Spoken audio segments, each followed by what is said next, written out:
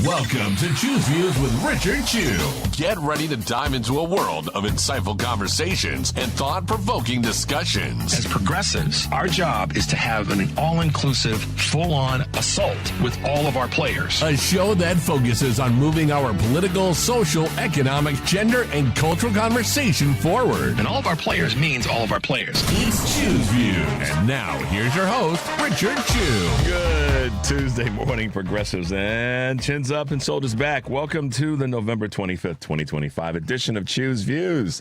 773-763-9278. Find my show on Facebook Live, TuneIn Radio, heartlandsignal.com, and YouTube. You can email me at richard@WCPT820.com. Excuse me, guys. Follow me on X, Instagram, LinkedIn, Facebook, Blue Sky, Threads, Substack, and Spoutable. And make sure you catch all of our shows by subscribing to our WCPT podcast on Apple Podcasts, Spotify, and iHeartRadio. That's where you can get Choose Views, featured interviews, Joan Esposito, live, local, and progressive. Driving It Home with Patty Vasquez, A Big Picture with Edwin Eisendrath, Out Chicago, and our other shows and interviews. And that's where you also and why you want to make your way over to the heartlandsignal.com website because of all the good stuff that we have there. A couple of things that you really want to check out. Senator Chris Murphy, we may get to this clip today. I don't know. We'll see how our time plays out. It's a good clip. He really goes after Marsha Blackburn, the senator from Tennessee, and this conversation that they have around him being Trump, the most pro-law enforcement president in U.S. history. And Senator Murphy really gets after her about the lunacy of that.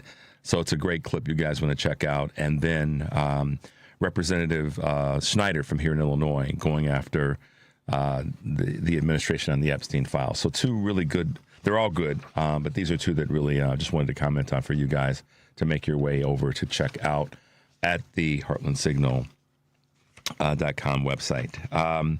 Today's show, our guest will be Senator-elect Johnny Dupree, Dr. Johnny Dupree from Mississippi. We had a chance to interview him and last week, so we've got that for you. And then Ellen Wadey, who is with the Donnelley Foundation, talking about, just the arts and talking about the importance of making sure that things are properly funded, given what's happening with the federal government's pullback in that space. And then we've got an interesting interview with, going to have an interesting conversation with a young, I say that respectfully, but extremely impactful podcaster, Raven Schwam-Curtis, who I had the opportunity to meet back in August when the Texas Democratic delegation was here in Chicago. And we had a chance to chat, and she's really just done so much amazing work and great interviews and conversations with people. So I wanted to have a chance to chat with her on the show. She'll be with us in the 7:30 hour. So looking forward to hanging with our guest and bringing you guys the best that we've got, as we always try to do. But right now, when it comes to the best that we've got and people that are fighting hard, can't resist this one. Check this out, progressives. Stacey Plaskett was texting the Jeffrey Epstein that we're all talking about. But why do so many Democrats seem unwilling to say it's inappropriate to be texting with a registered sex offender about what you're going to ask a witness at a congressional hearing? So I'm not going to necessarily say that that's the case. Now, this is somebody that was a former prosecutor. Now, I haven't sat down and talked about all the specifics of why Stacey was doing what she was doing. I know that when she got up and she spoke, she talked about the fact that this is one of her constituents. At the end of the day, what I know of prosecutors is that they are typically talking to co-defendants. They are typically talking to the people that have the best information. And what you had was the former attorney for the president that was sitting there. And honestly, we knew, or she knew, or at least Jeffrey Epstein presented that he was very cozy with the president. He had more information, registered sex offender or not. The bigger question is, why is it that the president was so cozy with the registered sex offender even after he ultimately ended up with some of his convictions? And seemingly he had absolutely been on the plane with him. We know know about the birthday card. The bigger question is, why is the president of the United States not the one that is in the hot seat for his relationship, instead of us saying, oh, you know what, we're going to take her off of her committee because he decided to text her. Stacey didn't initiate that chain. Jeffrey initiated that chain, and she took the information. Just like if somebody texts me. Yeah, but she was responding and saying, you know, what are you talking about? Quick, I'm up next. And then her questions were about Rona. But do you think that was inappropriate? I mean, would you text with someone who is a registered sex offender about what you should ask? I honestly know that he had never been convicted of any federal crimes at that time. But he had been in jail already. He had been in jail. And my deal is this. The Republicans are constantly texting with a 34-count convicted felon. So if it's okay for them to text him at any point in time, then I'm not going to say that that's right or wrong, especially to the extent that you're talking about kicking someone off their committee. So that was clearly Representative Jasmine Crockett talking with and on Caitlin Collins' show. Okay, so what is it about that we can pull away? One, there's a number of things, but one of the things that comes to mind pretty quickly for me is that if you're going to go after this is what so many folks in media are doing right now. They're trying to find ways to split hairs over simple things that are really not hugely relevant. And to Representative Crockett's point, you want to ask a question about why Representative Plaskett had any communication with him, then why not ask the Republicans why you are still propping up Trump based on the convictions and all that's happened? We can have a conversation about, you know, who said what, when, and where, but don't come after somebody and saying that she should be stripped of being on her committees and that she should be taken away from the opportunities to lead her district that she was elected from, unless you're going to put that same heat on Republicans to the point that Representative Crockett was making, are doing with kissing Donald's behind. And that's also part of the reason why I've been very, selective or pushing back or whatever the wording is when it comes to this conversation around Marjorie Taylor Greene. If you're going to be the way her actions for these 5 years that she's been in Congress speak a lot more than a couple of weeks of saying the right things because it's popular to do it right now. And so when you see, I like it when we see our representatives stand up like that, not only for themselves, but for other members of the Democratic caucus, particularly in the House of Representatives. And I certainly want to see the U.S. senators do more of that. It is, somewhat reminiscent of, not reminiscent, but similar to what Mayor Johnson's doing here in Illinois, and what when it comes to the city of Chicago specifically, and what Governor Pritzker's doing here in the state of Illinois, and what Governor Newsom's doing, Governor Hochul, Governor Moore, and the list goes on, because it is about standing up for. I think that the everyday voting person likes it when representatives not only go and legislate and get things done, but they stand up when the media, the mainstream media, the corporate media, maybe even more, because I'd like to say we're mainstream, but the corporate media, that is, when they're going after people selectively like Caitlin did here in this case, I think that voters like to see that their elected officials are going to draw a line and say, no, we're not doing that. And so maybe the lesson learned, or the little bit of slice of pie we can take from that, is that we want to be prepared to do that as well when we talk to people. Be ready to stand on business. If you are about making sure that we hold the line and that we can then go forward after doing that, I think it's important that we we prepare ourselves for those kinds of conversations and be ready to talk to people when they come at us that way. So just wanted you to hear what I think is, she continues to have a masterclass in dealing with and neutralizing folks in the media and the corporate media when they want to come at her or other Democrats for things that they don't go after Republicans for. And that's one of the things that I'm happy to see her and others doing. So there you go. Want to give a little bit of a shout out to someone that we lost. That's a fighter that's been with us for a long time, very, very long time. You oftentimes hear the conversation around the Oklahoma riot that took place years ago, and the oldest survivor of the Tulsa, Oklahoma race massacre passed away yesterday at the tender age of 111. That's pretty amazing. And that she lived that long, and given what she saw at a young age, that she hung in there for such a long period of time. Her name is Viola Fletcher. So Google her name for those of you who may not know who she is, who she was, and what she represented, and what she experienced, and what the Tulsa race massacre was really all about. I've heard people like Tom Hanks even say that that's not something he learned about in school. So many people throughout the country didn't know about it until recent years.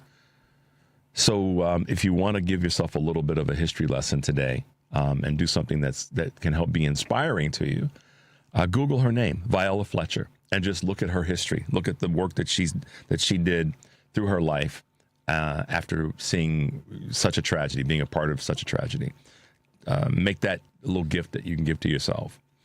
With that, we'll take a quick break. The number is 773-763-9278. You're listening to Choose Views on WCPT, AM 820 in Chicago, and WARR 1520 AM and 103.5 FM from Warren County, North Carolina.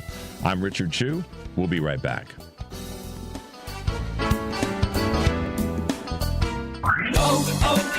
O'Reilly.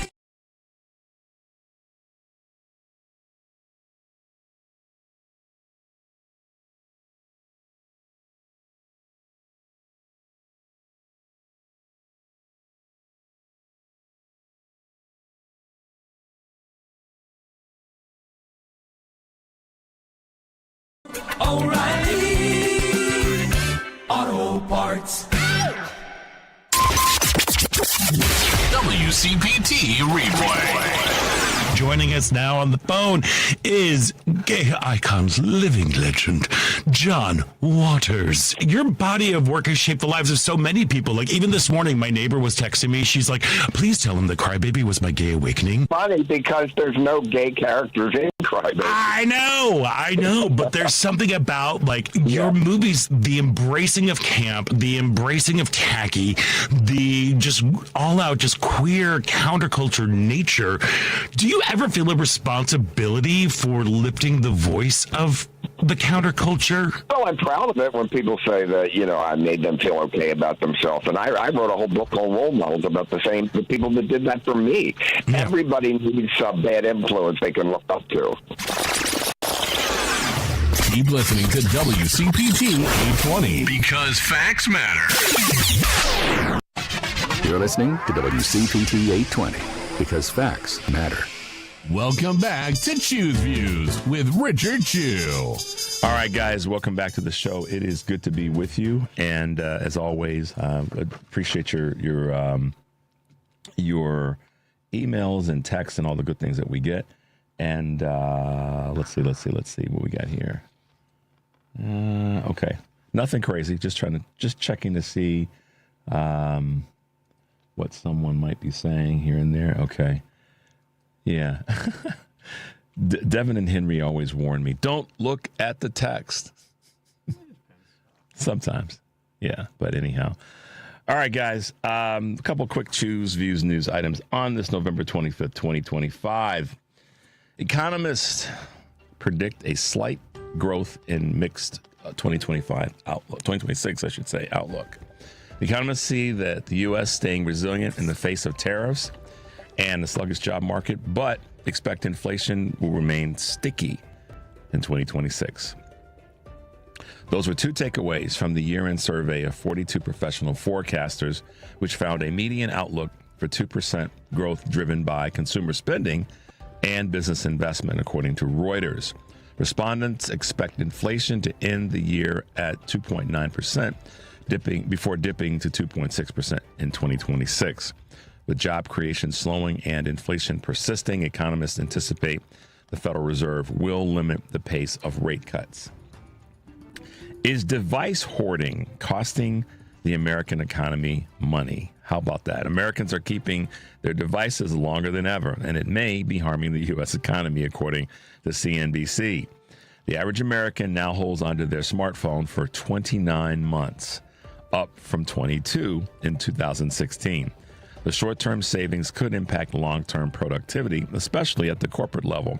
According to Federal Reserve research, delayed upgrades account for roughly 55% of productivity gaps between advanced economies throughout the world. Older infrastructure costs more to maintain, doesn't always exploit faster networks, and operates less efficiently, but upgrades are expensive, especially for smaller businesses. Interesting.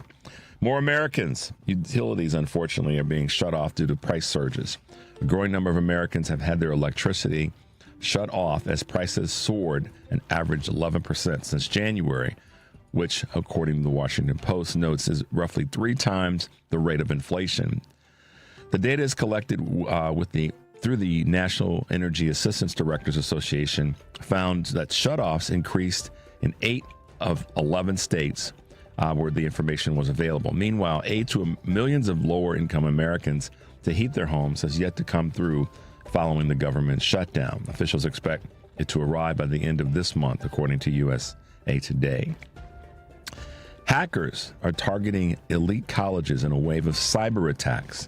A wave of cyber attacks have hit elite universities over the past 3 weeks, including Princeton, the University of Pennsylvania, and most recently Harvard. According to Bloomberg, the intruders' identities and motives are still unknown. However, in every case, social engineering tactics were used to impersonate employees and access private alumni, donor, and student databases. In Harvard's case, the intruders stole sensitive personal information, including emails and home addresses, as well as past donation details. The breaches overlap with increased scrutiny over federal funding to universities. That's something to pay attention to. Last but not least, the numbers to watch this week. This year, Thanksgiving week brings a cornucopia of economic data, including key reports on retail sales and consumer confidence. One glaring omission from the week's data dump, the Personal Consumption Expenditures Price Index. The Federal Reserve's preferred measure of inflation was set to be released November 26, but in the wake of the government shutdown, it's been delayed to an unspecified later date. Sounds like me, something's going on, which means that the Fed won't have crucial data, inflation data specifically, headed into the December 10 interest rate decision. Some upcoming releases to pay attention to today. The Bureau of Labor Statistics will release the Producer Price Index for September, which was delayed due to the government shutdown. This gauge measures the change over time in prices charged by domestic producers for their output. The U.S. Census Bureau will release its retail sales report for September, which tracks demand for goods such as clothing, food, and furniture. This report was delayed also due to the shutdown, and last but not least, the Conference Board will release November's Consumer Confidence Survey, which measures how optimistic Americans are about the economy. Then tomorrow, the U.S. Census Bureau will release its delayed September report on durable goods orders, which measures manufacturing activity. And the U.S. Department of Labor, will release initial jobless claims for the previous week. The report is a proxy for layoffs. It tracks the number of people filing for unemployment benefits. So we'll keep you posted as best we can in that space. But just a couple of quick news items on this November 25th, 2025. If you're heading out of town, as I said yesterday, and probably will say again tomorrow, get out early if you can. If you're leaving early, make sure you got everything in order. Got the tires of the car aired up, got the oil change, all those things. A little old school there, but make sure that if you're traveling by car, that you don't just jump in the car on Wednesday afternoon and hit the road or whenever you're leaving. Make sure you've had a chance to make sure your car is running right and got all those things you need so that the trip is a fun trip to grandmother's house or Uncle Johnny's house. And if you're taking, if you're flying or if you're taking any form of rail or a bus, get there early because everybody's looking this year to. Everything that I'm reading is saying that we're going to have a busier travel season, even though things have been crazy with the government shutdown ending. I think that those numbers have bumped back up from what I'm reading. So give yourself a little extra time. Don't wait to the last minute. Start to get some of those things in order today if you're leaving tomorrow, etc. So just be a little bit more proactive and prepared to get going and have some fun. So there you go. I want to curve back a second to what I said earlier about Viola Fletcher. For those of you who may not know who she is or know the importance of her life story, it one of the things that I think when we talk about taking books out of schools and not teaching certain things in schools, this is one of those things that, along with many other cultural events or events that happen to certain cultures in this country, we really do want to spend more time talking about. Me here at this show, I can actually do a more involved job of that, and so many others, because it is part of American history. And when we think about the numbers of people whose story has never been told, it then doesn't get to be part of history. And it's people like the late Miss Fletcher, whose story is in many ways it's similar to the movie Hidden Figures. What I mean by that is how many people didn't even know that Miss Johnson and the other women even existed when it comes to NASA and when it comes to one of the most seminal events in our lifetime. So just give yourself the gift of looking up people's names who you may not have heard of. And if we've talked about it on this show or other shows that talk about members of any of our communities, the LGBTQ community and some of the heroes there, African-American community, the Asian community, the Southeast Asian community, and on and on, the Jewish community, take some time and look up the names that or the events maybe that will lead you to names that you didn't even know about. And you'll be astonished and pleasantly surprised that, wow, I didn't know that. And how can I dig a little bit deeper to find out about more people whose lives and their stories were not told. And if they were told, they weren't told with all the detail that they should have been. So just wanted to give you guys that little bit of a reminder. We're going to take a very tiny break. And then when we come back, we will have our interview with newly elected state senator in Mississippi, Dr. Johnny Dupree. The number is 773-763-9278. You're listening to Choose Views on WCPT AM 820 in Chicago and WARR from Warren County in North Carolina. I'm Richard Chu. We'll be right back.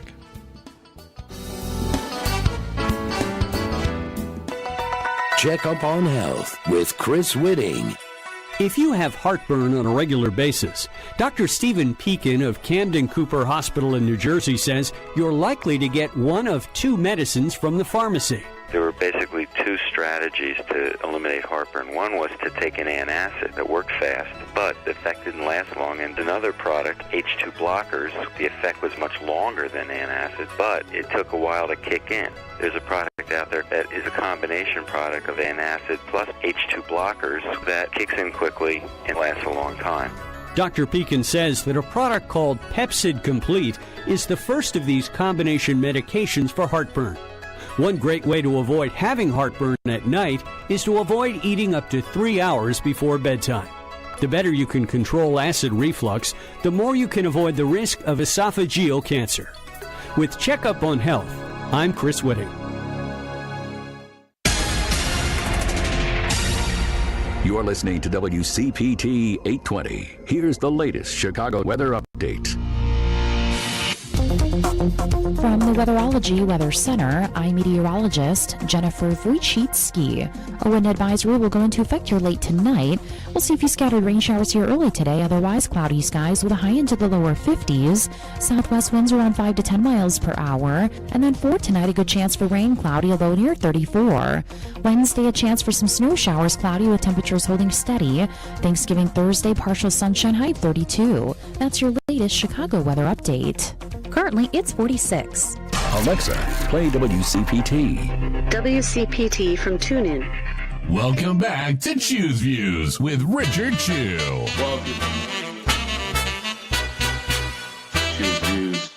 and had the opportunity, as you guys know, 2 weeks ago, we did pretty well in these elections that took place all over the country. So as I said on my show, it wasn't just the election in New York or the governor's races in New Jersey or in Virginia, which were extremely important, but some of the other areas in the country that really stepped up. And one of those areas that I spoke of the day after the election was the state of Mississippi.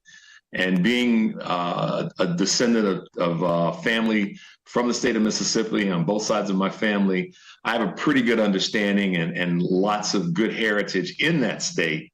And it is so wonderful to see that the state of Mississippi has made a breakthrough in an area that there was tremendous non-productive gridlock for such a long time. And one of the people that helped orchestrate that and make it happen is Senate-elect Dr. Johnny Dupree is with us this morning. Good morning, sir, and welcome to Choose Views. Good morning, Brother Chew. Great to be here. Absolutely, it is great to be here. And at this time, leadership like the kind of leadership you provided is, without a doubt, the type of leadership that we need all over the country. And it's so great and so refreshing.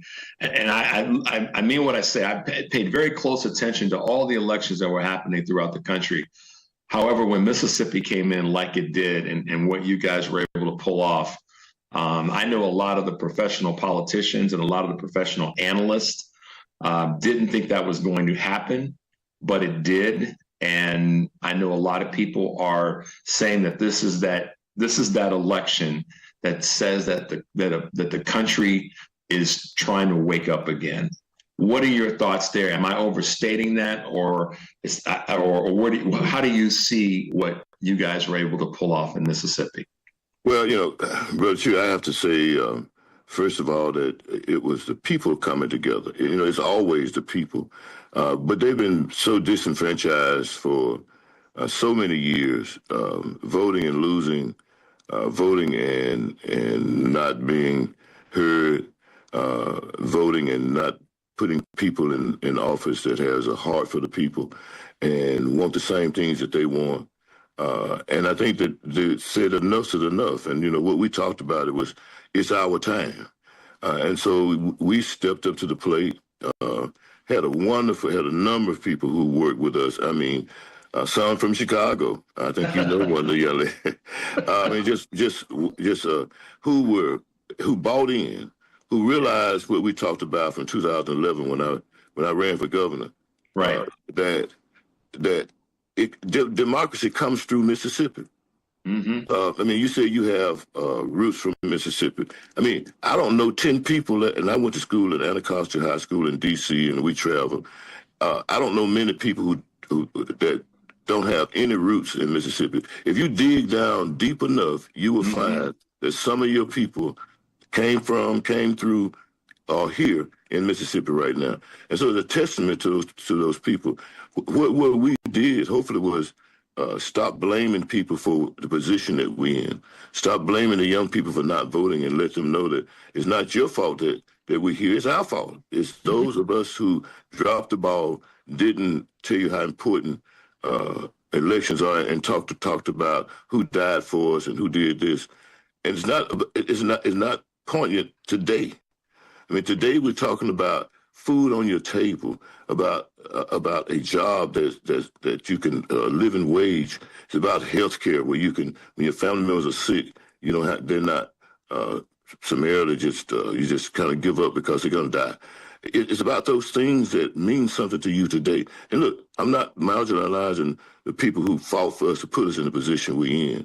But I think we've got to turn the page. Don't forget them and make sure they understand what it took to get here, but also make them understand what it takes to stay here, to keep moving the needle forward. And so anyway, yeah, I think people in Mississippi realize how important how important we are to the nation. Yeah, and I think that the blame game is no longer, effective in what we're trying to do. We know if anybody in the country knows the history of the country, it would be Black folks in America. There's no question in our mind. We know the history from so many different vantage points, and in knowing that history, one of the things that is a strength of that history is that we've always said, we can fight for a better day. We can fight for better opportunities. We have been at the tip of the spear in so many changes that have taken place in the country for all people. I'll share this story with you. Years ago, Dr. Dupree, I had a chance to see Maya Angelou speak here in Chicago. And one of the things that she said that's always stayed with me, and this probably was 1994, maybe 95, if I recall, she said that all movements in this country, really strong movements that have taken place, have a certain amount of lineage to the civil rights movement and civil rights movements prior to, in the earlier parts of the 1900s, that's always been something that we've grasped and said, we've got to make this better. And ultimately, the betterment, it wasn't just for Black folks, it was for everybody in the country, because as you know, our ship has risen, the ships of the rest of the country have done so similarly. And that's why I put a lot of emphasis on what Mississippi did as a way for the country to say, we can do better. And for a state that's been looked over, skipped over, all sorts of, things over the decades. Yes. For you guys to coalesce, and as you so well say, people first, progress always. Yes. Country needs to stand up and take note of what got done 2 weeks ago. And I'm so proud. My mother and father are natives of Mississippi. My uncles on each and aunties on both sides of the family are from it. I know my way around the state pretty doggone well. And so I'm particularly proud, as a guy that grew up north, but knows southern roots, that you guys got it done. And I hope that the men and women that measure this and look at this can stop and say, what did they do down there to get done what they got done? And how can we use that as part of the template that goes forward in other parts of the country? And that's kind of what I wanted to ask you. What do you think other folks running, other folks running in different races right now and over the next 12 months to the midterms can be doing or take from what you guys have done there as a way to improve their success? Well, it's real simple. Bottom up instead of top down. It's real simple. And you said it. When we consider the least of us, we talk about all boats rise, rising tide lifts all boats. That's true. Look, when you consider the least of us, those who are struggling to have a home, a car, an education, health care, when you consider their plight and where they are, it has to be better for the people on top. When you do things for the bottom, and so it's real simple. And when people know that you hear them, when they know that you see them, when they know that you not only sympathize but empathize with them. Look, I started off with them. I started working at 8 years old. I married at 19 years old. My wife and I were pregnant. She was 17. I grew up in a household where my mom raised us 3 kids, did not own a car, didn't own a house. We rode the bus or walked everywhere we went. But there were people in our community who were a lot better also in our community, who had businesses and whatever. They took hold of us. They took hold of my family, and because they took hold of us and saw us and heard us, we've been able to attain the things that God has allowed us to attain, things that I couldn't even spell, let alone attempt to run for. And so those people heard us. And when you think about the least, you can't do anything but do better. Former Vice President Kamala Harris called me the other day. We talked for a long time, and we talked about some of the same things, that leadership comes through the South. And why does it come through the South? When they had this shutdown, one of the things that we do in the South, we know how to survive. If foods get scarce, we take that chicken and we eat every piece of that chicken leg, chicken feet, whatever else. As some of the comedians, maybe more risque than this conversation would allow, would say, from the rooter to the tutor. From the rooter to the as meaning when it comes to surviving. But continue. I'm sorry, I didn't mean to interrupt you there. No, I mean that's fine. We're having a conversation, and so those are things that we're accustomed to doing. But we're accustomed to doing those things. But we want better. Mm-hmm. My brother and my sister and I, raised by a single mom, domestic. And I didn't make a whole lot of money, but she knew the value of education. She knew that, so both my daughters have PhDs. I have a PhD. I'm mayor of the city. I mean, look, there's so much out there that we are capable of doing. And when you start talking about 12 to 15% of the nation look like us, mm-hmm. and we're still here, mm-hmm. we're still surviving, we're still making it, there's got to be something that we can give to society. There's got to be something that we can give to society. And so I think when society listens to us and hears us and allows us to be leaders, and it doesn't have to be African-American. They just have to be people that have a heart. I'm going to go back to the heart of the people. If you have a heart for the people, it really won't matter who you're representing because you're going to represent everybody the same way. And that's what we got to get. That's what we've got to get to. Thank you so much for that. You're listening to Choose Views on WCPT AM 820 in Chicago and WARR 1520 AM and in 103.5 FM from Warren County, North Carolina. I am Richard Chu, and I'm talking with newly elected Senator Dr. Johnny Dupree out of the great state of Mississippi. And it's so great to have you with us. And you said we're having a conversation. And one thing I can tell you is I'm one of those guys that grew up listening to the quote unquote chronologically older folk, but those who had a little bit more experience than me, whether they were 5 years older than me or 15 years older than me. And what that's taught me over the years, and I hope I do a good job of it with you, is the wisdom that comes with living and going through the experiences that people go through is you can't put a price tag on it.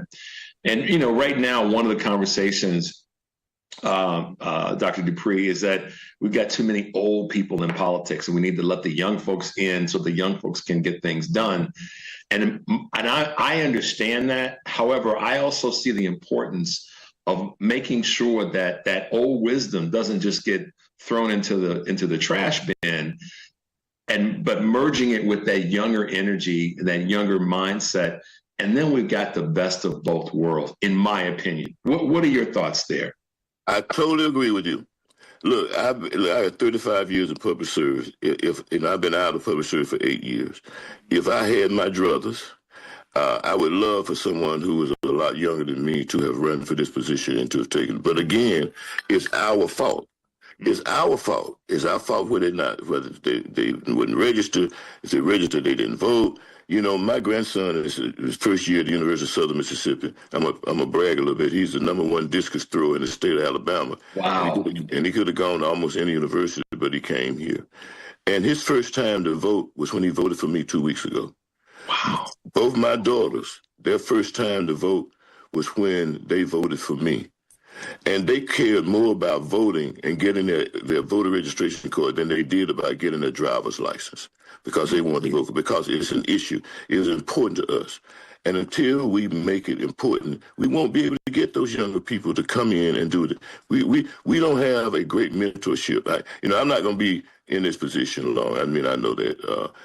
What I want to do, though, is to start mentoring. And I've started talking to some people about mentoring them if they want to get into public service, because public service is an admirable job. It is what you make it. And so I agree with you.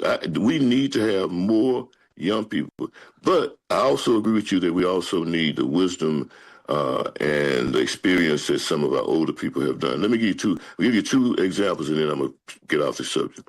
Our NAACP president in Forest County, Mississippi. We have the largest NAACP membership than any other city in any other county in the state. Mm-hmm. He's 90 years old, and he has been president for 24 years. He told me during this campaign that he has been voting for 50 years. He paid poll taxes for 10 years. It took him 6 times to pass the literacy exam in order to get his license or his voter registration card. And so, and people ask him, why don't you quit? Why don't you give up? He said, we give up, we lose. You can't win the fight if you're not in the fight. That's one story. And then there's a young lady who's 100 years old. Her husband is named Vernon Damer. Her name is Miss Ellie Jewel Damer. Her husband's life was taken by the Ku Klux Klan back early 60s, late 50s. They firebombed his house where he, his wife, and his 2 kids were in there. He eventually died from that. She's 100 years old. She was the first African-American elected voter registration official. She didn't give up. When they came out and started talking about trying to go negative with my campaign, we asked her to do an endorsement. She did. We got 30,000 hits from a 100-year-old lady who has not, will not. They meet every Tuesday for a luncheon. About 50 to 60 senior citizens. They meet, and they haven't given up. And so we need both. We need the wisdom, the experience, the tenacity, that don't give up, that kind of attitude. Young people need to see that. Yeah, I think that's so well. I love those stories, and that's what I was talking about in terms of the connection to of wisdom and youth. Right now is needed more than in my lifetime, and I'll be 64 next year, and I will tell you that in my lifetime, the combination of wisdom and youth is such I think from a political standpoint, and we, this is where we are. I think from a political standpoint, the Democratic Party on any level, on a state level, on a regional level, local level, and national, have one of the biggest opportunities right now of merging wisdom, time in the game, with younger folks' energy, and it could be one of the most, for lack of better words, one of the deadliest tools and effective tools to keep my language right here as we go forward, because then we're bringing into that proverbial big tent all these great ideas and all this great experience, and saying, now we're going to get something done for all people, not just for certain segmented groups. We know that the benefits will be to certain segmented groups, which are disproportionately underrepresented. But in the bigger picture, we have an opportunity to take over, take back, regain our footing if we can merge those two together. Well, we had some, as a lot of cities in the nation, we went through a rash of us shooting us. Mm-hmm. And during this campaign, it subsided. People stopped shooting each other because there was some, and I'm not saying that it was because of this campaign, but I think it was because of a sense of community, that people saw something. We gave them hope. Right. That they saw something that gave them something different. They felt something they hadn't. When this was over with, I went to the guys under the tree. You know what I mean by the guys under the tree? Has a fire in the tub. Those guys came and voted for me. Yeah. They hadn't voted in years. They came and voted for me. Our slogan was, it's our time. And it is our time. So I met with them. But on the other end of the spectrum, I was a little bit late getting online with you, because I met with about 30 white Republicans this morning to talk to them about how we need to work together. How I'm having a town hall meeting with the other legislative leadership, other senators and other representatives, to bring us to the community so that we can tell them what we do. Mm-hmm. Many of them don't even know what their legislators do. They want to talk about potholes. Well, we don't do potholes. So they need they first need to be educated, and then you educate them with the information that they don't have. Right. And then because many times, many of these people we ask to vote for us have never been to the state capitol. I'm inviting them to the state capitol. I want them to see what their money is going to and for. And I want to 3 times a year meet with them to say what the legislation is, what passed, what didn't pass, what this means for you, what we think about it. I want to bring them into fold. And I think when we do that, we empower people. Information is powerful. Education is powerful. And it doesn't just come from sitting in a classroom. It comes from people actually connecting back to you. So, if you want, I've been doing this for so long, I guess that's one of the things we kind of build. We build on successes and losses. I ran for governor. I was the first African-American to represent a majority party in 2011 for governor of Mississippi. Since 1865, I ran for Secretary of State, ran for Congress. And people say, why don't you give up? And those two stories I told you is why I don't give up. Because we give up, we lose. We give up, we lose. One of the things that I try to do on my show every day, Dr. Dupree, is keep folks mindful of the fact that we have a choice. The choice is to give up or to not fight, but that's not really a choice that's going to move any of us forward. No. I refuse to, and in many ways, Dr. Dupree, in many ways it's because of people like you who are a few years older than I am, but I recognize what you've represented. And I know that you and I both stand on the shoulders of, because we're both still alive and still doing this thing. We stand on the shoulders of people that did not give up. Yeah. They had no choice but to continue to fight. So, who are you and I to say, well, we're going to give up because we had a couple of setbacks and a couple of losses? It just doesn't favor too well. Yeah, and look, and I tell some of them that talk about giving up, you running too many times, whatever. I said, well, you know what, Abraham Lincoln, of course, didn't look like us, but he lost a few races. And just think if he had given up, we still be enslaved. It's a strong possibility. It's a strong possibility we still be enslaved. So you had a nice thank you celebration that so many people noted was just really a classic thing for you to do for the people who helped you get elected. And you've got a town hall, if I'm correct, coming up in December. Is that right? December 11th. Yeah, December 11th. I'm inviting all of us who represent whatever district in Forest County and Hattiesburg, Lamar County. Yeah. Yeah, that's going to be great opportunity. I also want to say, in terms of celebrations and anniversaries, happy early birthday tomorrow. Well, I praise God. Look, I praise God. Look, I praise God that He's allowed us. I'll be 72 tomorrow, and I praise God that He's allowed me to live this long and to do the things that He's allowed me to do. That again, I couldn't even dream about. It's hard to dream about things that you don't know about. Mm-hmm. We couldn't travel, so I read books, and I traveled all over the world just reading books, but never read about being mayor or being senator or being whatever. It was just something that God tugged at me about doing better in the community, by giving back to the community, and that's what I want to do, and that's what my kids want to do. Both our daughters are in education, but politics is the family business. So yeah, well, and it's a business that, with the right people in place, it's going to run well. It's going to have all those things that a traditional business has. And that is success that you can pass on to people. You can bring people into the business that are going to help it grow, and by virtue of it growing, other people benefit. So it's a business to be proud of. I can't tell you, Brother Chu, I can't tell you how proud the people in District 45 are. Yeah, and they should be. They are so proud. They are so proud because they set out to do something, and we accomplished it.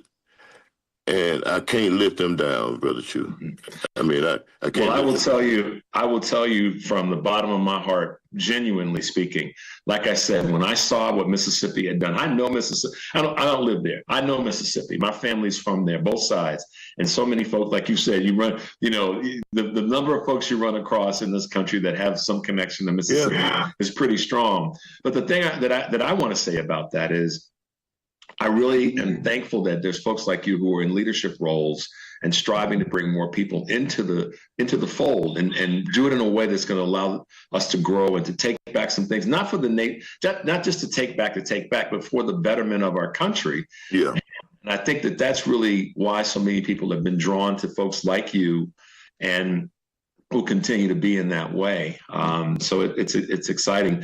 Are you, I know you got some things coming up, but I really want to be able to have people be able to plug into you from all over the country. Even though our show is based in Chicago, because of technology, we're broadcast all over the U.S. So I hope that you can let folks know how they can find you, because I really want people to stay connected to what you're doing. And we would love to have you back on the show again sometime in early 2026. Does that sound okay? Look, brother, sure, I'll come on anytime. You know how to get into.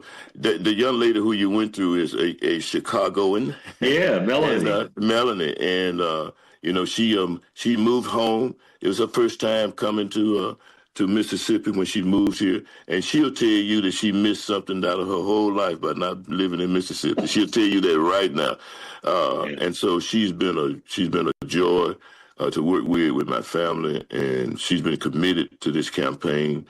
She's the chair of the Forest County Democratic Executive Committee.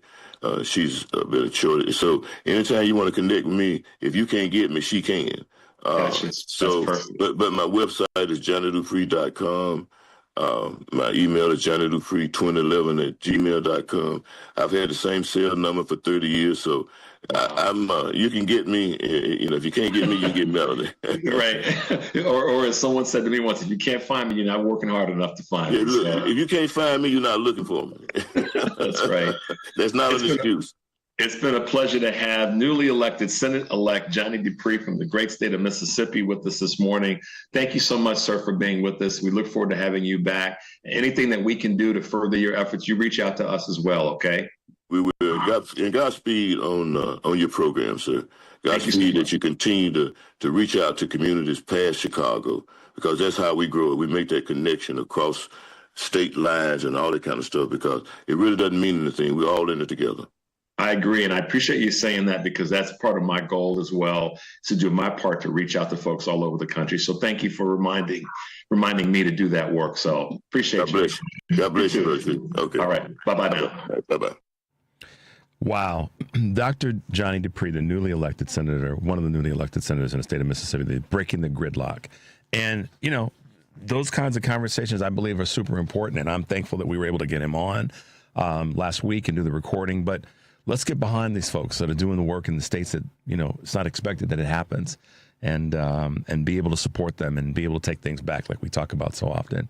You're listening to Choose Views on WCPT AM 820 in Chicago, WARR down in Warren County, North Carolina. I'm Richard Chu. We'll be right back. Kohl's Black Friday deals are here. Grab your coffee and put on your sneakers, because it's go time. Through Saturday, save up to 50% on everything from toys to beauty faves, winter styles, and more.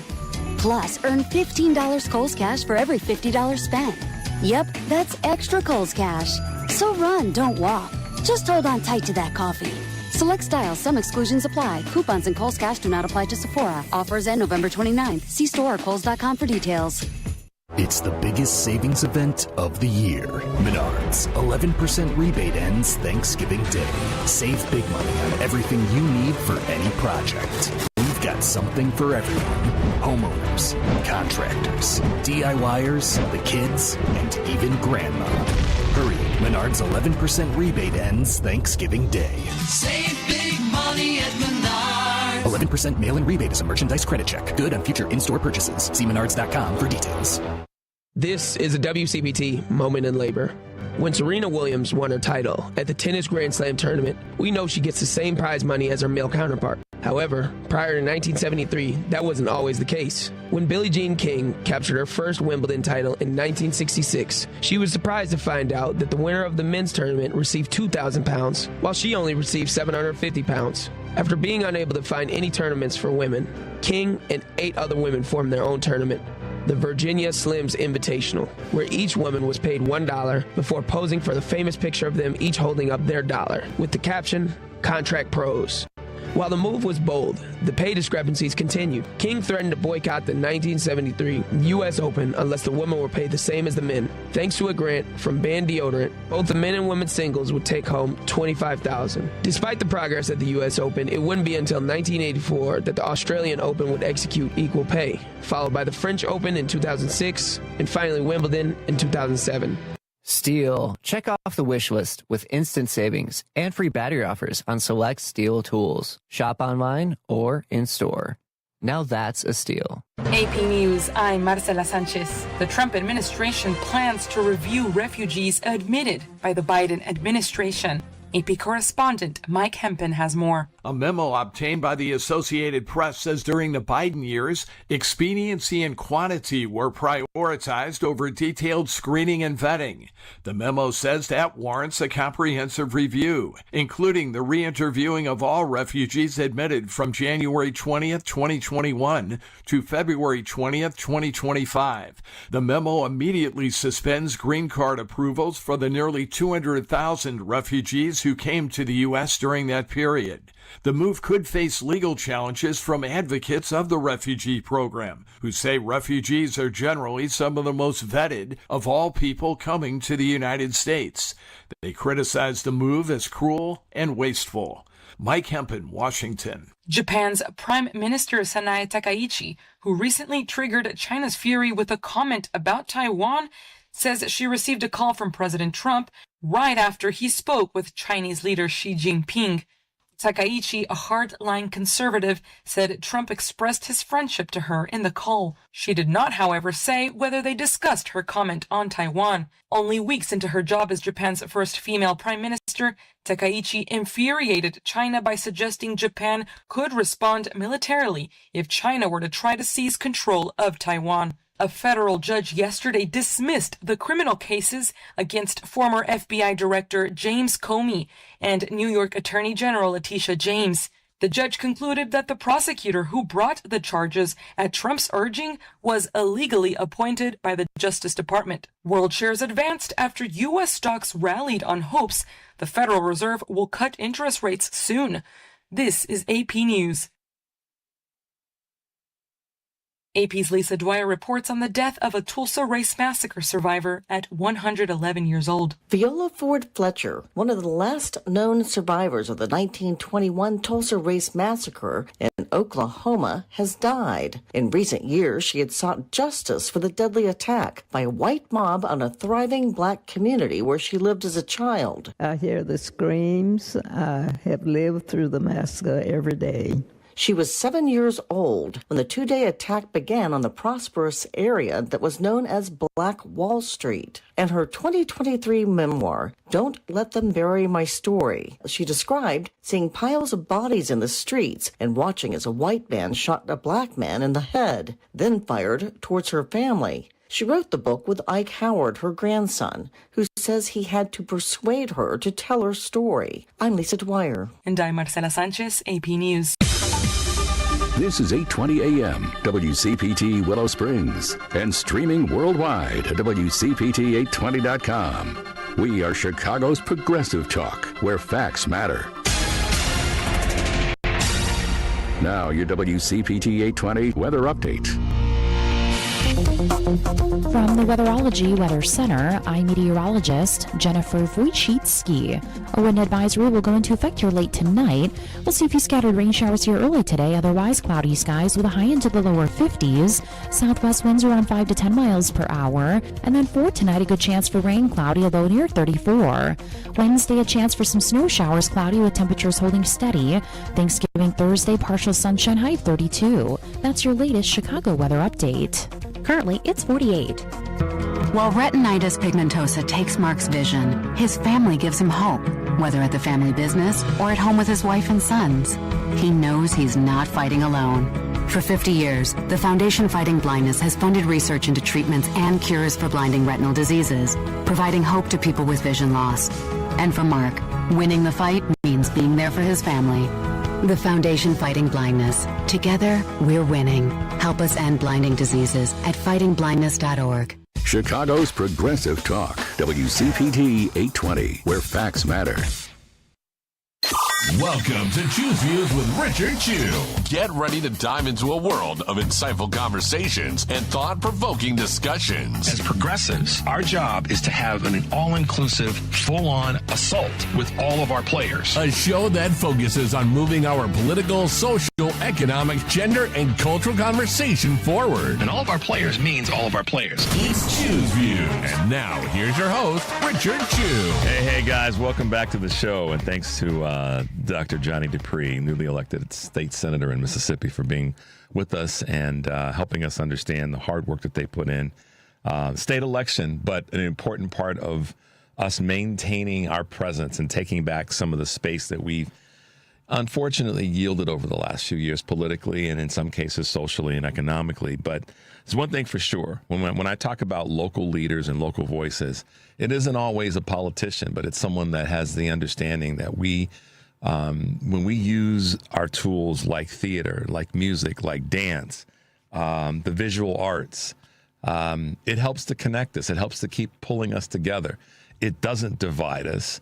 If anything, it might push the envelope sometimes, and it may cause people to feel a little uncomfortable because they saw something or read something or heard something that wasn't part of their normal dialogue or framework. But the good thing is that hopefully it expands one's brain and it expands one's heart. And with us this morning is a program director for the Chicago Arts collection at the Gaylord and Dorothy Donnelley Foundation. That's a big title, Ellen, but good morning and welcome to Good morning. That's a mouthful. Do I rehearse that? Do I have note cards? How do I get Ellen Wadey on the show this morning? Thank you for being with us. And I had to say it that way because you have been one of the big voices in the Chicagoland area, and as a result, regionally and nationally, when it comes to making sure that our arts and that our collections and that all of the tools that we have to speak in this space are preserved and that they grow. I mean, I think before something grows, you got to preserve it. You got to make sure it's planted, it's there, and then we expand on it. And you've done a marvelous job of that. Thank you for being with us. And tell us more about you. Tell us more about the foundation and the work that you guys are doing. Well, thanks so much for having me. And man, now I have to live up to that. That's that big, long title. I mean, I was going to say, I hope I'm as good as you say I am. I've been in the arts for most of my career. I'm a writer myself, but I started doing, kind of arts administration work and always at small shops. That's also where my heart is. I believe that small organizations, it's where most artists start. Mm-hmm. It's also if you want to continue to be a practicing artist in any city. Of course, we really appreciate our big stages and our big venues, but, there's only so many shows that are available for that. So if you want to continue to be part of the creative community, continue to practice your voice, the small shops. But the other part about small groups is they're based in neighborhoods. Mm-hmm. Yeah. They're invested, they're like, I have this saying that, what you want in your neighborhood is a bank branch, a good dry cleaner, a coffee shop, and an arts venue. Like those are the things that tell you you've got a good neighborhood. Yeah. So, I've been doing this for a really long time. I have also worked with people who've been doing this for a really long time, and that really makes you appreciate what they put into it, what they give up for it. Yeah. Makes you ask why they do it. And I think, you hit it right on the head that, even the people who are making the art can take you somewhere uncomfortable when you're doing it, right? Because it's about exploration. Yeah. It's about inhabiting somebody else's voice or, trying some new technique. And all of a sudden you discover something, which is why the arts are so cool. They're always exploring. They're always discovering things.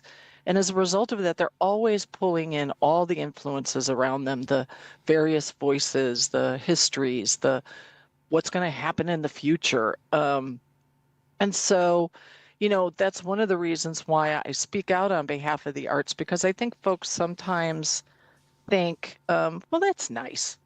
Going to a venue and listening to some music, that's nice, or going to see a show. But I really believe this is the backbone of free speech. Yeah. Wow. Because it is about exploring. It is about being able to express yourself. And if you look through the history of the world, the artists are always trying to be suppressed when there's voices who don't like what they're saying. And there's a reason for that. And so that's why it's so important that we support our arts groups. Okay, so you gave me what's the reason for it? I just cut to the chase and ask you the question. In your experience, what do you think the reason or reasons, plural, are for it? I think some people, and probably rightly so, think the arts are dangerous. Mm-hmm. They make you think about things that you might not think about otherwise. And they make you, one of the things they really do is make you inhabit something outside of yourself. What's it like to be a different person? What's it like to be a different gender? What's it like to be a different race? What's it like to live 100 years ago? What's it like? And, that, let's face it, human beings are creatures of habit, and we kind of like our safe spaces. And so the arts are always on the front line of any contemporary issues. You will always find artists there, again, because things are unfolding. This is interesting. It's happening now. It's exploring. And so, that's part of the reason. And to be honest, I think sometimes people look at art, and it's true, it can be. They'll just look at it and think it's weird, and that's okay. Yeah, it's strange, but that's okay. Yeah. One of the things that and I appreciate you helping us with that why, when you were describing that and talking about it in terms of exploring, I love to hike. I always have. I like, I love going to high altitude areas and hiking. I'm not talking about mountain rock climbing and stuff like that. I'm talking about just getting out into the woods and the forest and exploring. I mean, I remember as a little boy doing that and, coming back home and having these great stories to tell my mother and father about what I saw. And that's been, part of my entire life. And my wife and I love to hike and et cetera. And what happens is every single time there's something new that you see, even if you hike the same trail, because it's part of nature. It's part of our creative sense, I believe. I think you can be the most analytical person on the, of the family in terms of being a quote unquote numbers person. But I can assure you that if you get out into nature, that your brain will expand and that numbers person's way of thinking and communicating because of exploration will grow.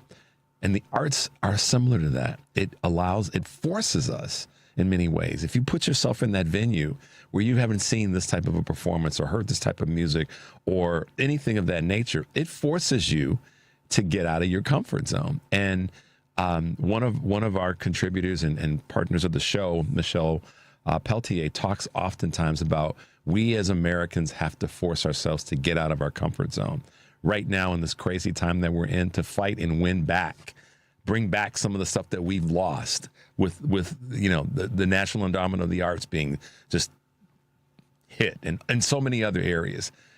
To fight this fight, many of us have to get out of our comfort zone, and the arts is a catalyst to that, I believe. Absolutely. Absolutely. And, that is a reason why things like the defunding of the National Endowment for the Arts, first off, this is an unfortunate circumstance of the arts. They don't, except if you're a superstar, they don't pay well. Mm-hmm. You're making stuff on a dime.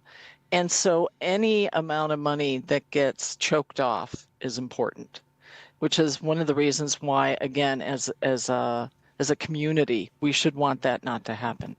But they do. They make you want to explore. And the great thing is that you can do that. You can sit there for 90 minutes and have a completely different experience, and then you can go back to being you, mm-hmm. and you can think about it. Yep. And say, and as you were saying, it does span all different kinds of people. When people see the same show, they'll be like, "Hey, did you see that show?" And they'll have maybe completely different interpretations of what happened, but it prompts a conversation. Yeah. I think a lot of times too, Ellen, folks are just afraid of the unknown. We all are. I mean, none of us are, immune from or protected from having a little bit of fear of the unknown. But that's on the other side of that is where all the good stuff is. And to paraphrase what so many great thinkers have said over the years, on the other side of that fear is where the great stuff is that we're yearning for and we're praying for and we're asking for and all, hoping for. But it does require that we step out out of our comfort zone and maybe step out on faith or whatever one's wording is. And the arts it kind of forces you in that space.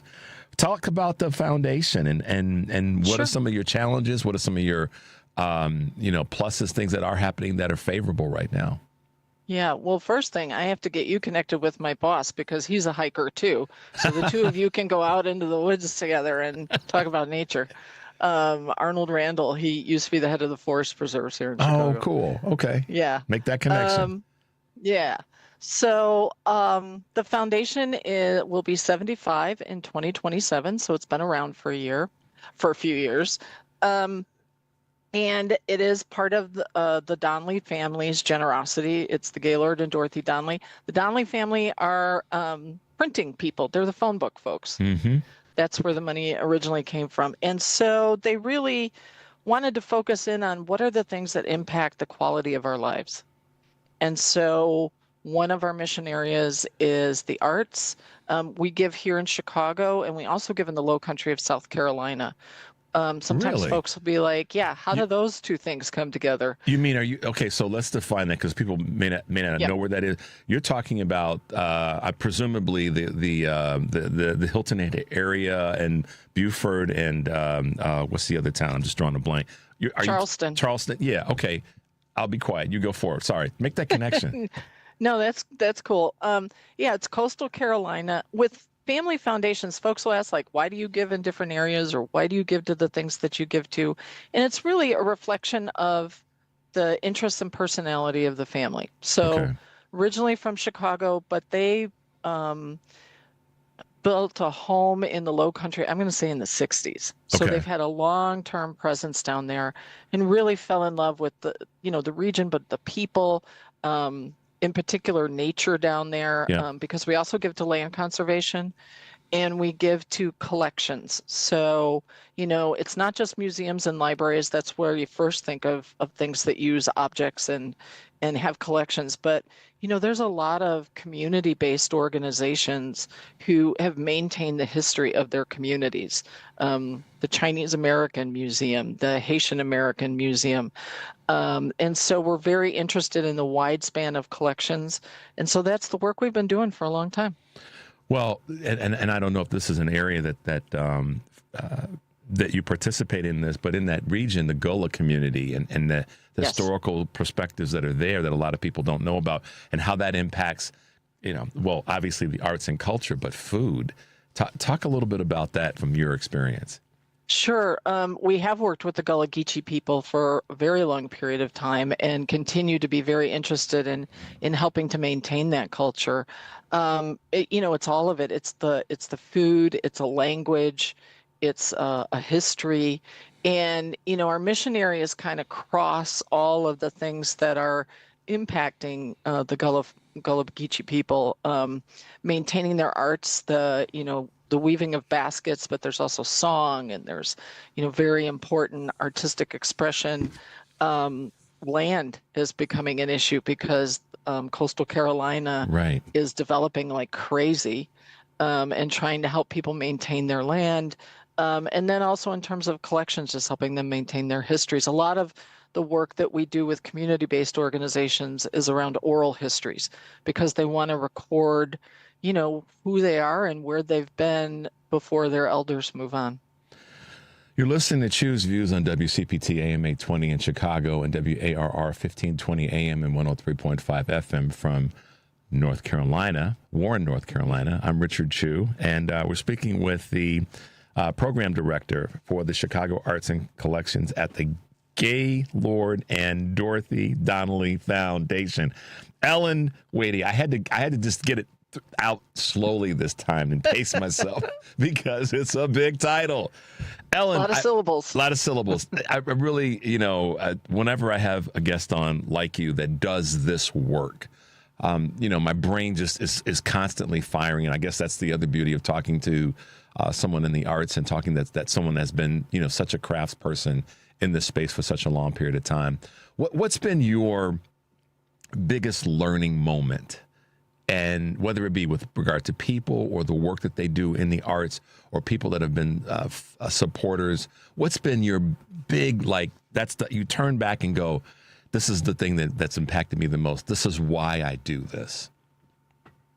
Wow, that's a big question, especially for somebody who's been doing it a long time. I think for me, it is that specialness, because even as a writer, where I've always worked has to do with some kind of live performance, right? So whether it's a reading, because authors do read, there is some kind of specialness that happens in a room when you pull people together. And as you were saying, you could see the same show 5 nights a week, and it's going to be different every night. And it doesn't mean that the material changes, but something changes about who's in the room, the energy that's there, kind of what people are thinking, what energy is on the stage. And I really do believe it's that is the thing that can span all kinds of differences. You know, that spark I'm struggling to describe it, because you have to be there to really understand it. It's different than sitting on your couch and watching something on a screen. Absolutely. I mean, I'm sure you experience it, as you said, when you're in nature. There's something that happens when you put yourself in different spaces that you can't get when you stay in your house. We all love our houses. Hopefully love all the folks in our houses. But, you know, there's something different that happens when you get up and out. Yeah, it is. And I oftentimes say on my show, and I don't do it every day, but I do it as much as I remind myself to say, get out of the house, go do something different, go take a different route to work and a different route home from work, et cetera, et cetera. Take a different route to go see your family member that you're visiting, and just do it differently, or put yourself in an uncomfortable situation that you can control, but something that you're not used to, so that you can expand your thinking and your observation. And I think that that's one of the ways to tear down some of the bias that we have in our country and in our world, frankly. My dad was a big traveler. He made it clear to me that it's the best gift you can give yourself, is to go to other places, see other people, and experience different things. And he made it clear that you know, again, it's a gift that you can give to yourself. And I think that right now, so many people want that. So many people want to experience new things and different things. But unfortunately, when it comes to the arts, and you know this, and this is a question that I want to ask you about, how Chicago is faring, holding up, if you will, with the attacks on the arts nationwide, but certainly in communities like Chicago, which is a brown-esque community blended with so many other great cultures and flavors. How are you guys that are in the business holding up at this time? You know, probably the best way to describe it is we're holding on. Unfortunately, the funding for arts in Chicago is a modest pool. It always has been. Much to my consternation, I don't really understand it, for the size of city that we are, that there aren't more folks funding the arts. And because of what's happening in the world, and because there's so many things that have need right now, there are some folks, both private individuals and foundations, who have redirected some of their funding to other issues. And you can't fault them for that. There's lots of important things to fund. But, you know, I think are not seeing the big picture, that without having things like the arts, we are, you know, censorship happens in the arts. Free speech is curtailed in the arts when we don't support them. And that doesn't mean that for free speech being curtailed, that artists aren't still saying what they want to say, but it does mean that they might not be able to produce as many things because things cost money. So, I mean, I will say to their credit, and I'm their biggest fan of all arts groups here in Chicago, they make so many wonderful things happen. And they make it happen despite the odds. But so that on the great side is Chicago has a very vibrant, very interesting, very varied art scene with all different kinds of things happening every night of the week. But in terms of funding, it's a struggle right now. Yeah, and you commented on that earlier this year when you were discussing some of these items, and what, you know, the crisis that we are in that space is also an opportunity to shed light on what what we haven't paid enough attention to when it comes to arts. And the bigger conversation, I think, is education. Talk a little bit about how where you see the connection between arts and education, and why more attention there is going to be better for all of us in this space. Sure. It's all ties back to critical thinking. If you think about the arts, and, I'm also coming from an education has advanced through the years, and that's a good thing. But, there was a lot of it that was about memorizing, repeating it back, things that are rote. And so that uses part of your brain, and it's important, and it's important to know all those things. But it isn't about discovering something new. With the arts, there's no known answer. When you start, if you start to draw something, if you start to try and hum a tune, there's no known answer at the end. So you have to keep making decisions all along the way. Mm-hmm. Do I do this? Do I do that? If I don't like that, you have to learn how to back off of that and go on to something else. So it also teaches you that habit. If you want an innovative, critical thinking, creative workforce and student bodies, you need to have the arts. There's no other way to get it. I was watching a piece recently that talked about employers and what they're looking for, and the challenge that they're encountering when it comes to AI's involvement in employment, hiring and employment, and that the one thing that many and probably people that might be a little bit chronologically older, been in the game a little bit longer, and I say this respectfully, the yous and me's of the world, that we understand the importance of critical thinking, and that employers are seeing a little bit of a divide right now. That AI is what's the word? It's sort of throwing cold water. That's all I can come up with on individuals' critical thinking. If that makes any sense. What are your thoughts there? Assuming you have some in that space. Yeah, it's. If you think about it, these things, these little computers that we call phones that we carry around in our hands all the time.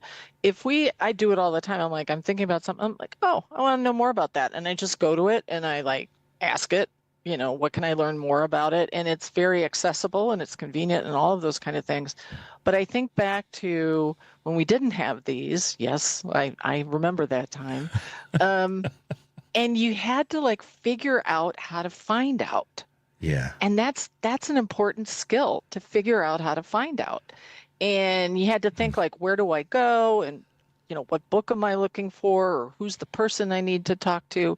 And I think there's something, and AI has just made that convenience. It's taken it to the power of 1,000,000 now, mm-hmm. right? That's the thing that I think is what we're losing, is that, that MacGyver kind of quality of ourselves to figure out what's going on. Yeah, and that's, we all have to be a little bit careful in that space. We don't want to poo-poo technology. We've all experienced technology at different points of our life. Technology has never not been with us. It's always been with us. It's just a question of where you fit on the timeline of being born and what type of technology you experience. In the 60s, we experienced a certain technology that's different than what those experienced in the 50s, the 40s, the 30s, and backwards. Absolutely. So it's always been there. It's just a question of its utilization and its impact on what you're trying to accomplish. Yeah, it's a tool. Yeah. I love what you said about finding out how to find something. That's the first thing that came to my brain was going to the library or going to some place like that to look something up and so forth.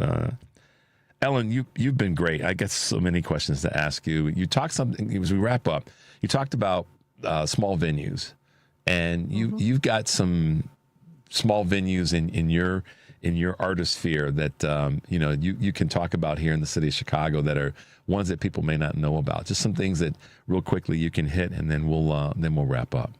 Sure. And imagine being in a venue where there's only 50 other people, so you can hear people breathe. Yeah. It's that. So there's some great things. There's the South Chicago Dance Theater is doing a performance about peace in the beginning of December. Definition Theater, which is down in Hyde Park, they do great work. Theater Wit, which is up on the north side, they're doing a holiday show right now, Who's Holiday. So if you like Dr. Seuss, that's the place for you. And Helena Handbag, which if you don't know Helena Handbag, they're a hoot. They do their performances in drag, and they are doing the Real Housewives of the North Pole. Wow. Ellen, thank you so much for being with us. I look forward to having you back at some point. Maybe when we get into 2026, we can have another sit down and talk about what you see happening. I know politics impacts us all. We can't get away from it, and we should embrace it and take back some stuff, in my opinion. But would you let everybody know how they can find you and how they can get involved if there's opportunities to do that? Sure. It's so Gaylord and Dorothy Donnelley Foundation. The website is address is much less complicated. It's gddf.org, and it's got all the information about us right up there on the web. Fantastic. Ellen, thanks for being with us this morning. We really appreciate it, and great having a conversation with you about the arts, but more importantly, some critical thinking and how we can all benefit from that. So thanks for being with us this morning, and happy holidays to you and your family. Same to you. Thank you so much for having me. This has been delightful. Thank you. All right. Take care. Be safe. Bye now. Bye.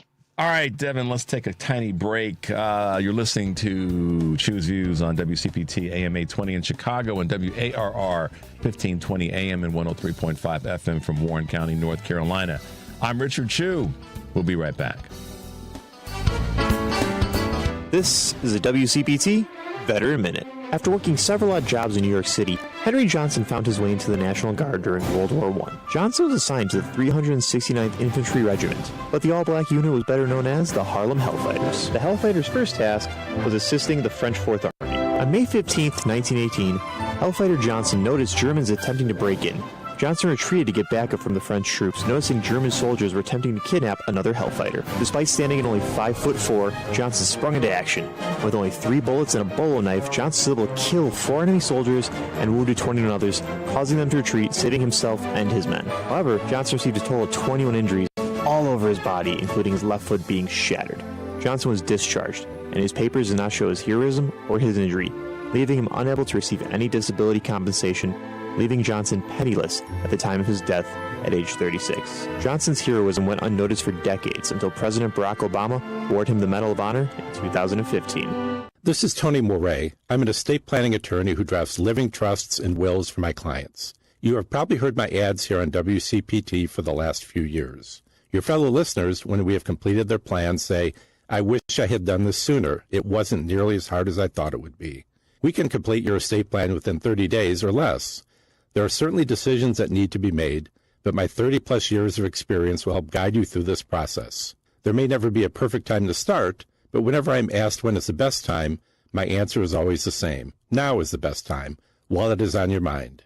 Being able to tell your family that you have an estate plan in place, that all the details have been taken care of, will be a great relief to both yourself and those you care for the most. Our initial consultation is without charge, and there is no obligation. My phone number is 847-996-0496, and my website is moretlawoffice.com, spelled M-O-R-E-E. I look forward to speaking with you. You're listening to WCPT 820. Here's the latest Chicago weather update. From the Weatherology Weather Center, I'm meteorologist Jennifer Wojcicki. A wind advisory will go into effect here late tonight. We'll see a few scattered rain showers here early today, otherwise cloudy skies with a high into the lower 50s. Southwest winds around 5 to 10 miles per hour. And then for tonight, a good chance for rain, cloudy, a low near 34. Wednesday, a chance for some snow showers, cloudy with temperatures holding steady. Thanksgiving Thursday, partial sunshine, high 32. That's your latest Chicago weather update. Currently, it's 48.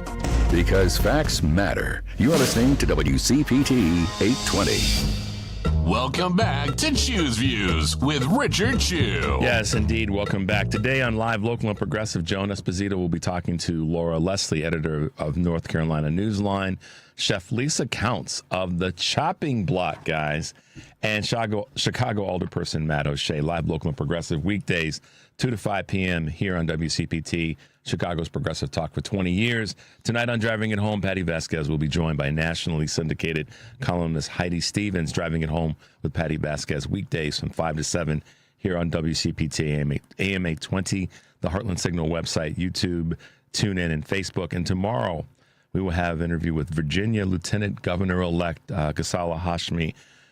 Looking forward to that. And, of course, Choose Views. It's Wednesday. Contributor Kurt Mullett from Hoosier Blue 63. Renee Hardman, West Des Moines, councilwoman and Democratic candidate for the special election in Iowa's Senate District 16. It's the local stuff that's happening, guys, and it's important that we embrace that.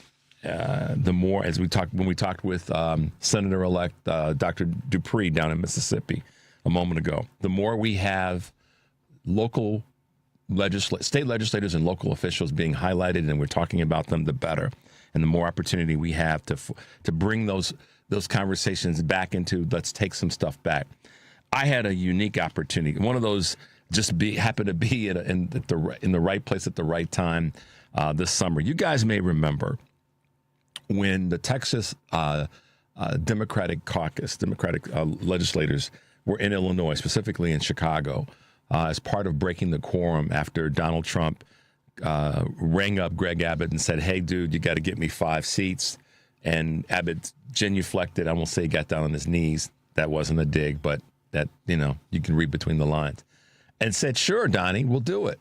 Well, they were those group of people were here. They were fighting not just for Texas, but for the rest of the country. And I had an opportunity to meet a phenomenal, I say this respectfully, young woman who just kind of is doing so many great things, communicating and like we all should, podcast work, and just I found what so compelling about her is she's just relentless, but she's pretty damn smart too. And so with us this morning is Raven Schwam-Curtis.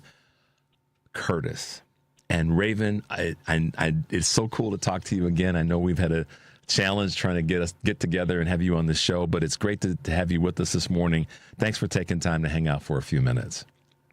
Oh my goodness, of course. Good morning, Richard. Thank you for having me on. I'm super excited to finally be making this happen. See, I told you all the energy. See, like she just came right out of the gate.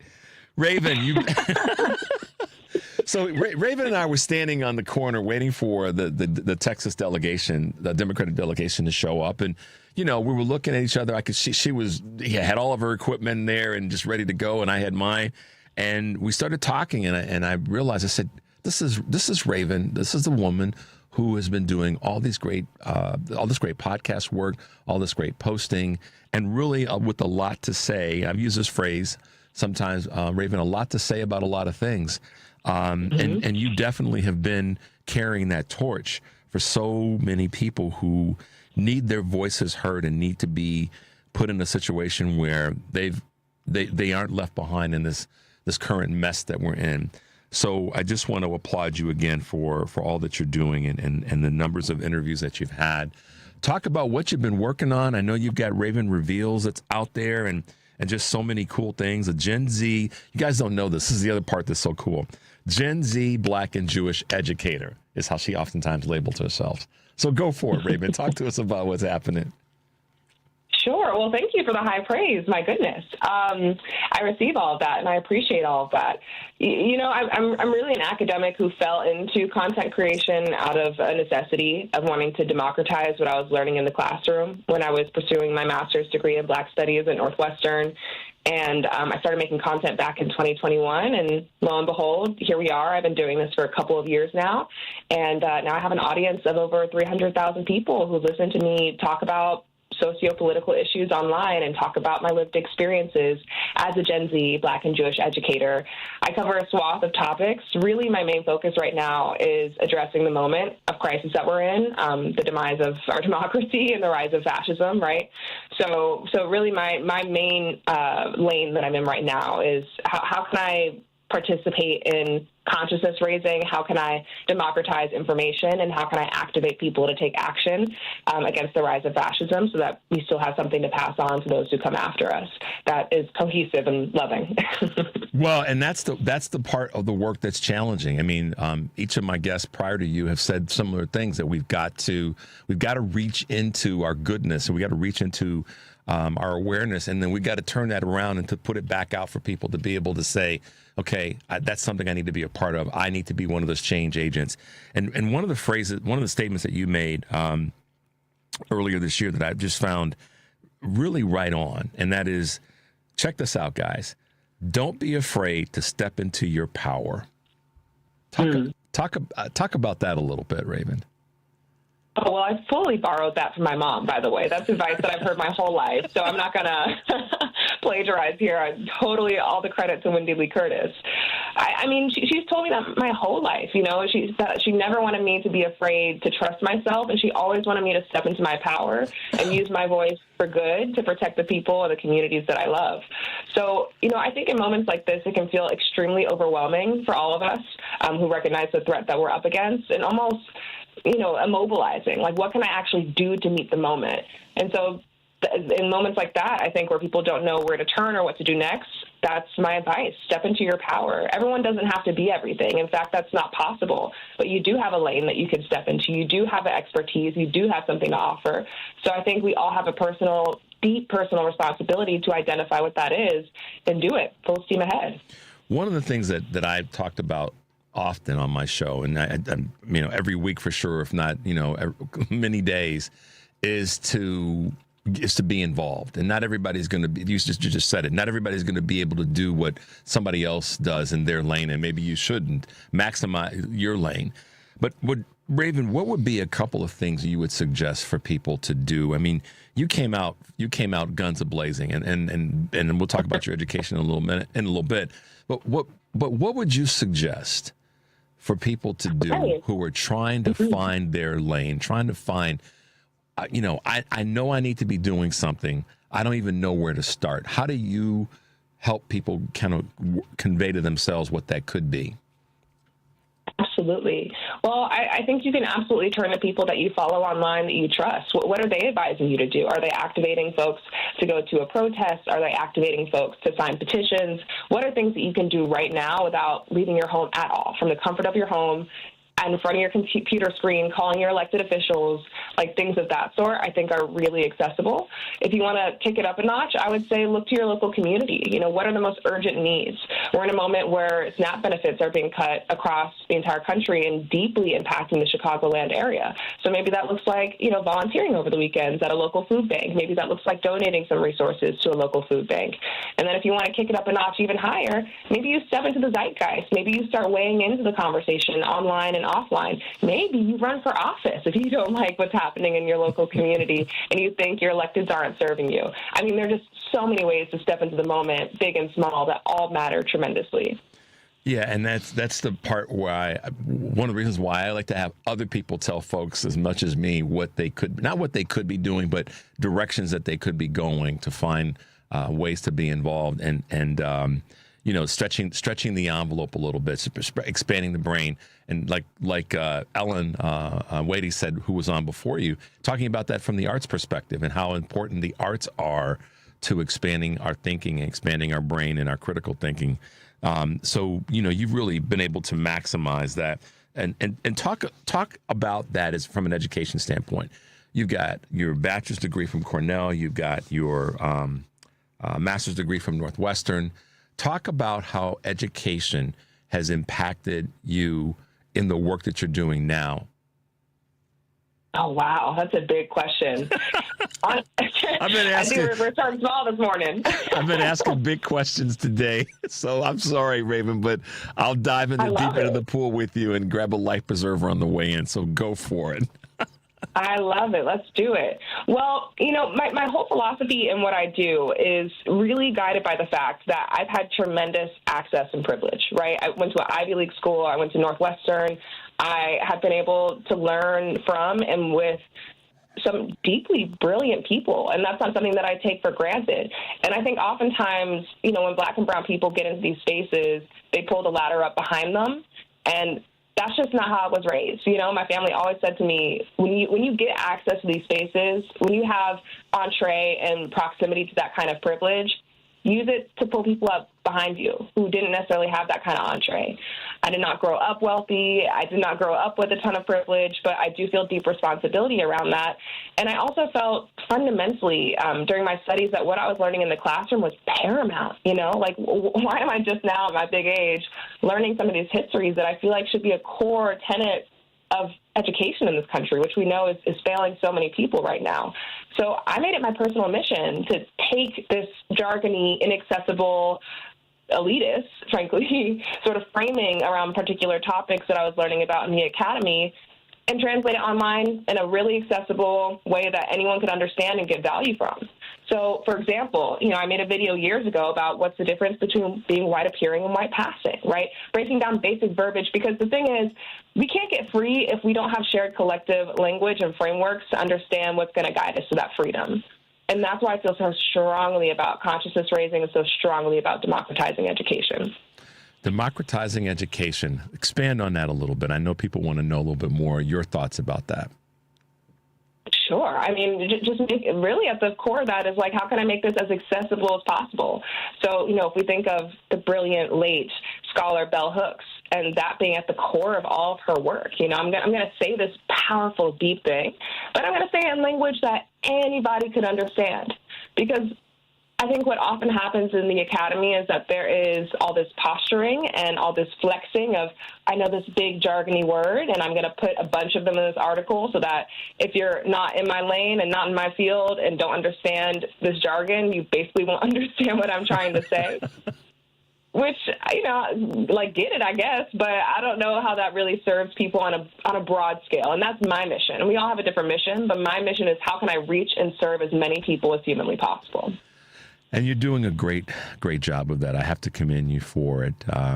You're listening. You're listening to Choose Views on WCPT, AM 820 in Chicago, and WARR 1520 AM and 103.5 FM from Warren County, North Carolina. I'm Richard Chu. We're talking with my new cool friend Raven Curtis, who has been so impactful to so many people. And when I say that, I mean that in literal numbers, but also in some of the more personal things that you've done and people that you've been able to talk with and interview. What have been some of your? I never like to ask what's been the best one, and I'm not a GOAT kind of person. Like, who's the GOAT of this? You know, everything that we do is a participation sport, and it's a team sport, because you don't get there. And you talked about this in some of your postings. You don't get to where you are. You don't get to the things that you've been able to do without the people that are around you supporting you. So even as an individual, we all have a team of some sort. But what have been some of the? I mean, I know your parents have been hugely impactful, and your family has been. But what have been some of the interviews that you've done and the conversations that you've had that have really been transitional for you? So many. What immediately comes to mind is about a year ago, I was in D.C. for State of the Union, or 2 years ago, actually. 2 years ago, I was in D.C. for State of the Union, and I had the opportunity to interview Congresswoman Kamala Dove, and we had this amazing, robust conversation about the Black maternal mortality crisis, about the important work that Planned Parenthood is doing that is so deeply under attack right now. And it was just incredibly meaningful. And I think for me, that was an aha moment that we do have elected officials who care deeply, you know? And I think I needed that reminder having walked into a political ecosystem of failure in so many ways. You know, the first year I voted for Hillary, Trump was elected, and that was the political reality that I inherited upon turning 18 years old. So I think every time I encounter an elected who very clearly cares deeply about their constituents and cares deeply about social justice, it sort of disrupts that disillusionment that I think is so easy to give into. You know, what's so profound about what you just said is there's a couple things that came to my mind, Raven. One of them is we're just talking with Ellen Wadey about the very thing that, you know, we create these. We all like our comfort zones. We all like our regularity and so forth and so on. But breaking out of that is where the good stuff is. And I paraphrase, on the other side of that fear is where all the good stuff is, where all the learning is. And, you know, you had your own experience in that space. where you said, wait a minute, some of these folks do really care. And it took down a barrier that you had and you were, unfortunately predisposed to because of occurrences. The other part of that, what's so great is I make that connection and go, no matter what age we are, you're in your 20s and I'm in my 60s, but both of us can have the same experience of brain expansion if we just put ourselves in environments that might be a little uncomfortable for us, a little bit different than what our patterns are. And seemingly you taken that and capitalized on it and then turned it into something that other people can benefit from. Oh, that's so kind. No, I 100% agree with that. I think we should always be striving to expand ourselves, to embrace change, because when we don't, that's when we get into situations like what happened around Mamdani's election, where establishment gems lean so deeply into the gerontocracy that they're unwilling to make space for new ideas, new perspectives. And we don't always have to agree on the new ideas and perspectives to be totally clear. But I think creating that space for the conversation is kind of the bare minimum, because if what we were doing right now was working, there wouldn't be a need for that. But it's not. So maybe we ought to consider something new. Wild thought. It may not be broken, but it's fractured. So let's go about repairing it before it's broken. I use the word maintenance. There's a lot of maintenance that needs to go on in our conversation and frankly in our country. So I think we're at that point now more than ever before, where going into the uncharted waters is where we have to be to make for the change that needs to sustain our country. And you've been one of those voices in that space. Raven, let me we'll talk a little bit of politics, some current events and things that are happening. What are your thoughts about this Comey-James case being basically kicked away with the courts? I don't know. I know you're plugged into what's going on, but the judge dismissed the DOJ criminal charges against Comey and James. What are your thoughts there? Oh, actually, get me up to speed. Sorry. Well, so the DOJ, they were going after James Comey and Letitia James, and so the judge just yesterday, in fact, said that the standing wasn't there and that a prosecutor that had been assigned to the case or had taken the case had basically illegally been put into the role of filing the case. And this is her name is Halligan, and she is the prosecutor that's been assigned to this case. And I know that that's one of those areas where you talk about justice being unjust sometimes because we have the wrong people in roles. But just give us your thoughts there. And I didn't mean to drop you in the deep end of the pool, but I did jump in with you. So what are your thoughts? We're here. I definitely have some thoughts. I mean, I think Trump going after Letitia James was always about political persecution because she's a powerful black woman in the United States who deigned to go toe-to-toe with him and hold him to account. So are we surprised that he tried it, I don't think we should be, but I'm glad that things are working out in her favor. I'm glad that things are shaking out in her favor. I actually had the pleasure of meeting her about a year and a half ago because I was doing some work with People for the American Way, doing a teach-in for some young elected women of color officials across the country, and she came in and gave a really rousing and powerful speech about holding him to account. So she's a force. And I think when he feels threatened by individuals, particularly like her, he moves in ways that are fundamentally disingenuous. So I always love to see us coming up out on top, rather. Absolutely. Oh. Did you notice in terms of some of the other things that are going on right now that that the Ellison family, with Paramount and the merging that took place recently, that you probably saw that they are working really hard to gather up Disney, and now that that's become a part of the public conversation, we're coming to find out that some of the foreign money from Saudi Arabia, from Qatar, from Abu Dhabi, they're trying to help fund this takeover of Disney. What I see is, and because you are so involved in media and such a voice, what I see is, and I've been talking about this for a few weeks now, Raven, is that we're moving into a direction where we've got media conglomerates that are becoming even bigger, but singular. And as a result of that, it's going to, frankly, control speech. In my humble opinion, what are your thoughts about that right now? Well, I think exactly what you're describing is why people are increasingly turning to folks like me to get their news and their information. Because, legacy organizations like a Paramount are participating in monopolies, which are supposed to be illegal in the United States, are preemptively bending the knee to the likes of Donald Trump by, Xing DEI before necessary or before there's any pushback, or without making any efforts to hold on to those initiatives after banging their chests all of summer of 2020 and claiming to care about Black lives. And I think there is just this fundamental heartbreak, distrust, betrayal that's happened from a lot of these establishment organizations.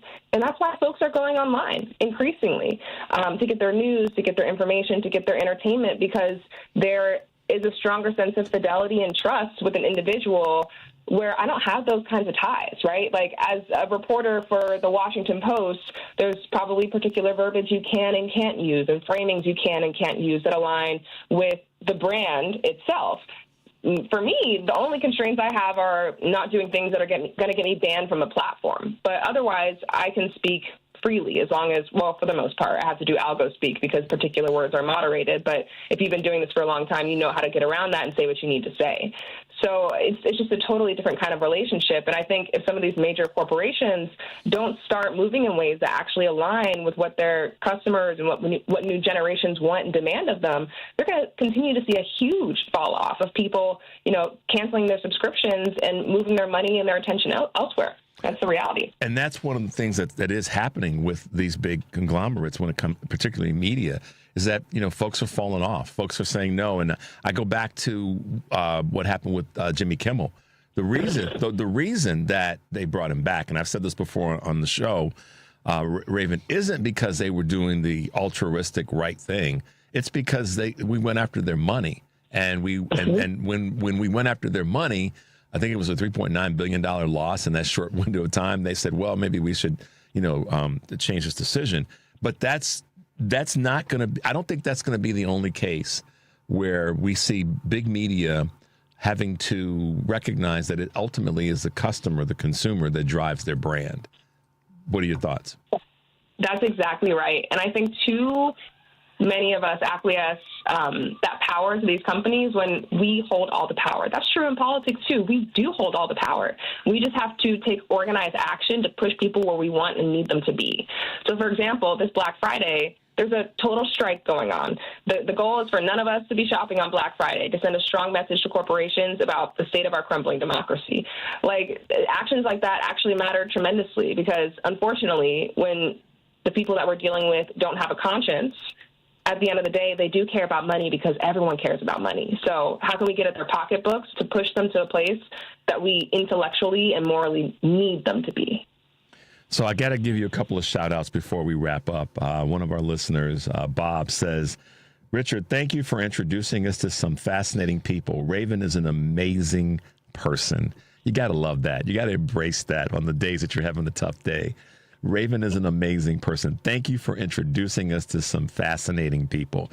That's less about me and more about you. So I just wanted to let you know that. And one of the things that I try to do is amplify voices as best I can with the show. So as we wrap up, Raven, how can folks find you? How can they follow you and be part of your team? Absolutely. Well, thank you so much for having me, first and foremost. This has been a really fun start to the day. Everyone can find me everywhere at the same exact handle. It's Raven, spelled like the bird, and then Reveals, like revealing. So Raven Reveals. I'm on TikTok, Instagram, YouTube, Threads, and I'm talking all day if you want to tune in. Raven, thank you so much for being with us. Look forward to having you back, maybe get some commentary once we get closer to the end of the year. And then when we get into 2026, I know you're going to have a few things to say about a few things. So thank you for being with us, okay? Without a doubt. Thank you, Richard. Have a great day. We'll talk to you soon. Likewise. All right. Bye-bye. Wow, guys, Raven's awesome. I love it. Let me go back to and shout out to Bob. Let me just read this one more time. Thank you for introducing us to some fascinating people. Raven is an amazing person, and she is doing amazing work, as is Ellen Wadey from Donnelley Foundation, of course, our newly elected senator down in Mississippi, Dr. Johnny Dupree. Thanks to all of them for being with us. Follow them, check them out, give them the support that they need for the hard work that they're doing. Stay tuned for the Stephanie Miller Show. And remember, take a deep breath and make your life count. We'll see you tomorrow.